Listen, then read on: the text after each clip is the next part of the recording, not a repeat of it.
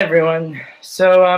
Many students ask me questions about the 9 central concepts or the 9 key concepts that are highlighted in the syllabus. So I wanted to do this live stream just to quickly talk about them.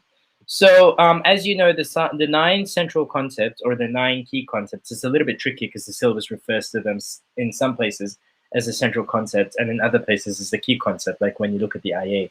But the point is there are 9 of them. There's scarcity, there's choice, there's efficiency, equity, economic well-being, there's sustainability, there's change, there's interdependence, and there's intervention. So I'm going to talk about all of them. Now, obviously, the most basic economic concept, it's basically the reason this science exists, is scarcity. Scarcity is basically a relative concept.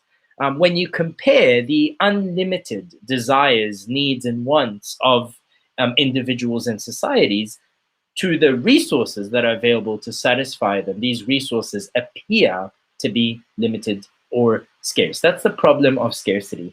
Now, very closely related to the problem of scarcity is choice, because not all needs and wants can be satisfied, either the needs and wants of individuals or of societies. Choices have to be made.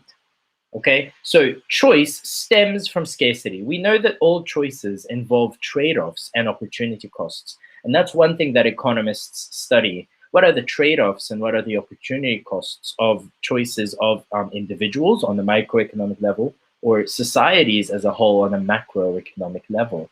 Now, every choice can either lead to a better outcome or a worse outcome in terms of 4 things.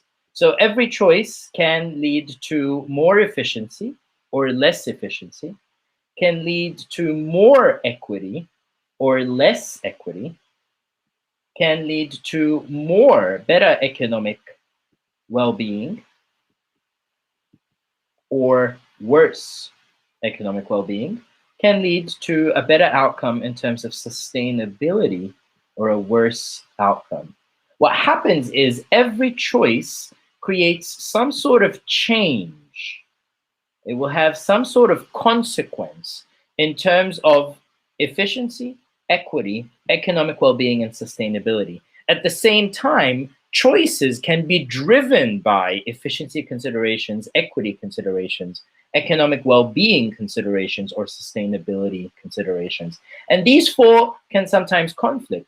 For example, if a government chooses to set higher rates on the ultra-rich, for example, this is a choice that is driven more by equity considerations. But many economists can argue that that can lead to less efficient outcomes. So in the pursuit of more equity, the trade-off is efficiency. Some choices might be driven by a need to be more sustainable, might be driven by sustainability, right? Like the carbon tax, for example. The carbon tax might be driven by sustainability considerations in the hope of pursuing, long-term economic well-being of individuals. But that might lead to a sacrifice of some efficiency in the short run.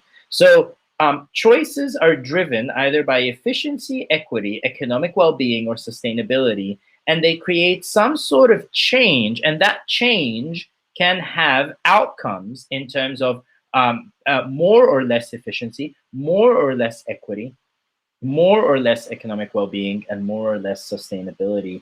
Now, because all economic agents are somewhat interdependent, we also study interdependence in economics. We know that the choices of individuals and societies rarely just affect that specific individual or society. Why? Because economic agents are interdependent. Remember, the choices of individuals will create some sort of change, and this change will have effects on more than the economic agent making the choice. Why? Because of the high degree of interdependence between economic agents. As a result of this interdependence and the relative trade-off between, say, equity and efficiency, economic well-being and sustainability, economic well-being and equity, and so on, sometimes we need to discuss whether or not government intervention is necessary. Should the government intervene in a situation like this? And if it were to intervene, how would it intervene? And there you go. You've got scarcity, choice, efficiency, equity, economic well-being, sustainability, change, interdependence, and intervention. What I'll be doing is I'll be collecting some articles and I'll be talking about real-world examples. This is a perk that is available for members of this channel. And I'll be trying to link them to as many of these central concepts as possible, because in most economic issues, you can really link many of these. Like, let's take a quick look at, say, setting a cigarette tax on cigarettes.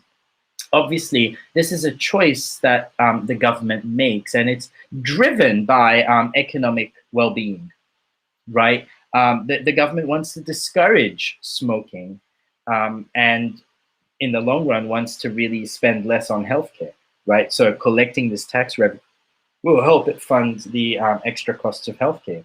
Now, some people might argue that this tax interferes with the allocation of resources and therefore might be allocatively inefficient. However, if you look at it from a market failure perspective, cigarettes are likely to be overconsumed, which is an absence or a loss of allocative efficiency. So the government intervention here is justified by achieving better allocative efficiency. Some people might argue that this tax on cigarettes is regressive. It will it will burden the lower income households more than the higher income households. So here you see this clash with the goal of equity, right? Also, this tax is designed to collect tax revenue to basically fund the extra healthcare costs. So in a way, it's also driven by sustainability considerations. We often seem to think that sustainability is only related to the environment, but it isn't. It's a balance between the needs of today and the needs of tomorrow. If people continue smoking today, healthcare costs tomorrow in the future will be higher. So in a way, raising that tax revenue now helps cover that, right? So here you can see how many of these concepts can link to just the discussion of cigarette taxes. Okay, so I hope you found this useful. Please consider supporting the channel. You can do this through buymeacoffee.com. The link is in the description below. You can do this by becoming a member of the channel. And of course, if you're looking for online tutoring or teachers that are new to teaching IB economics, if you're looking for online coaching, please feel free to reach out. Thank you very much and have a great rest of your day.